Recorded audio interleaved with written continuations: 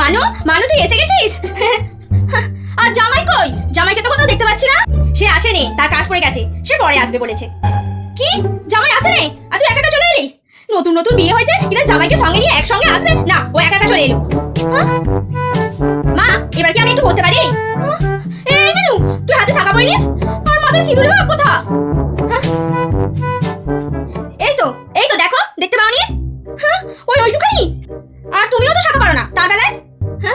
আমি নালে ঘরের কাজকর্ম করি, কাচাকুচি করি, সব কাজ করি, আমার নালে একটুতেই হাতে শাখা বেড়ে যায়। আর তুই, তোকে অত বড় বাড়ি থেকে দিয়েছি, ওয়াশিং মেশিন আছে, কিছু কাজ করিনিস, আর তুই হাতে না শাখা পরে ঘুরে বেড়াচ্ছিস যে? মা আমার শাশুড়ি কিছু বলে না, আর তুমি জানো তোর শাশুড়ি নাই কিছু বলুক, আমি বলবো। আমার এখানে 5টা লোক দেখলে আমাকে কি বলবে? আমাকে তো ছিচে করবে একদম।